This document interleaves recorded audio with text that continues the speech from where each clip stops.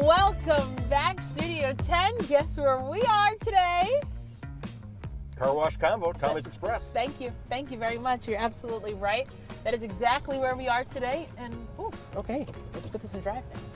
Mike, how you doing? I'm doing awesome. I'm doing great. Thank you. Awesome. And you? Now, doing very well today because we really need a car wash. But today you're not the owner of Tommy's Express. Today you're going to be our Studio 10 big brother. Love Does that sound okay? Yep. Obviously, because it's Make an Impact season, and this month we're supporting big brothers, big sisters, and I just came to realize one of the big reasons why you and I click so much is because we are the middle child. We are the middle child. We have middle child syndrome, where you're always overachieving, right? Yeah. Yeah, I think so. High five. It's one of the things, right? It's one of our things. But what that also means is that you and I are both a big brother and a big sister with where we fall right into the family, right? Okay. Well, let's hold it right here. Yoo-hoo! Hello. Hi, hi, hi. Are we having fun? We are. I think so. Tina, how you doing? Pretty good. Works wash, please. Thank you, Tina. Have a great day. All right. So tell me about your siblings. Who was the one that you would run to when you were in trouble? Run to probably the one right above me, Melissa. Melissa? We were the closest. I don't know if we were the closest in age. It actually went like my oldest sister, 4 years, 4 years, 4 years, and then it got a little bit different at the end there, you know. But I am the middle child, and so she was probably one that I would have. But I don't know if we did that too much. We probably more or less staved a little bit to ourselves, but obviously enjoyed having brothers and sisters. Yeah. So what would you say was the best piece of advice Melissa gave to you, especially when it came to you going into school and whatnot? Our family were all hard workers and did really well in school. I wouldn't say grade-wise I did great, but I did my homework.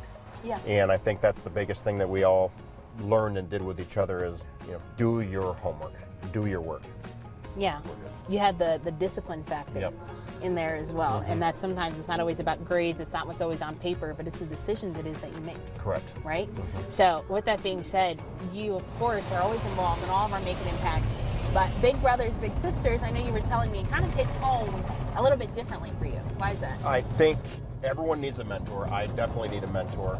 My mentoring comes from books and reading and podcasts, but I think about mentoring and brothers and sisters like athletes, and even the best athlete, if you were to think of Tiger Woods or Michael Jordan, whoever that name might be, they need a coach and they need a mentor. Yeah. And if the best do, why doesn't everybody?